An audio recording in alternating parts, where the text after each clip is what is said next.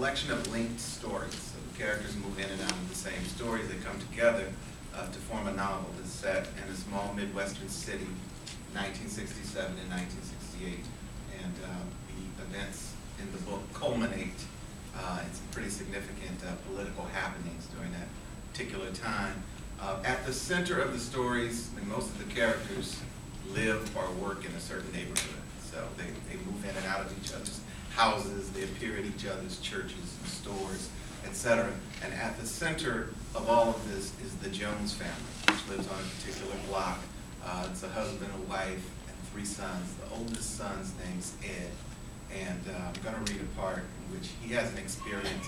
It's a very racially polarized city, based somewhat on the city that I grew up in, St. Louis. It's a fictionalized version. But in St. Louis, there was a south side and a north side. The south side was all white. The north side was all black. And for people of my generation, I was born in the very early 60s, it was possible to grow to adulthood without ever setting foot on the south side. So in this particular instance, Ed has had an occasion to be on the south side on business. And he's 17 years old, and he's on his way back to the north side. So this is a little of his experience, very briefly, coming home. On the bus, Ed took note of the half dozen or so black ladies carrying large shopping bags.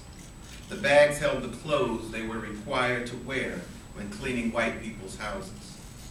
As soon as they got off work, they couldn't wait to put on outfits that better suited their real selves. So, though their feet were sore and their backs were tired, they sat upright in their dignified dresses, hats atop their heads like crowns.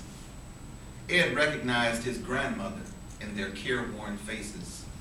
Reuben's mom, Nana, had spent a lifetime doing day work, as it was politely called, until crippling arthritis forced her into a painful retirement. Ed's reverie was interrupted by the bus driver. "Hell's fire," he shouted from behind the wheel. In the distance, a row of police cruisers stretched end to end, sirens flashing. A solitary policeman standing in the path of the bus waved it to the curb. The driver pulled over and the cop got on. "Mayor's orders," the cop barked. "I'm shutting you down." The driver was incredulous. "Shutting me down? Whatever for?" "Urban unrest," the cop said with a flourish. "No buses north of Manchester for the foreseeable future. Everybody off, please." One of the day workers raised her hand. The cop pointed at her patiently, like a kindergarten teacher. "How will we get home?" "Best of luck, ma'am," the cop replied. "Tonight you're on your own." Ed and the others got off and stood by the side of the road. At the gas station on the corner, a jackleg work crew was attaching plywood to the windows.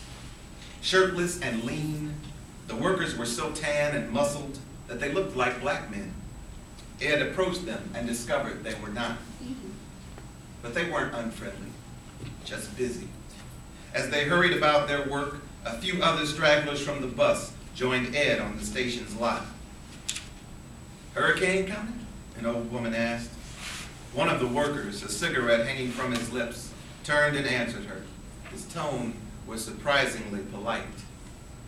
"Might could be, ma'am," he said. Something like that. Ed and the others stared at the man. He took a long drag off his cigarette, pinched it, and tossed it aside. "Y'all haven't heard, have you?" Ed shook his head. "Heard what?" "Some damn fool killed Martin Luther King," he said. "Shot him down dead in Memphis." Ed gasped. The wind sucked from his body. One woman began to sob quietly. Another commenced crying, high-pitched and keening. Yet another sat down quickly, as if punched by an invisible assailant. "Lord Jesus,"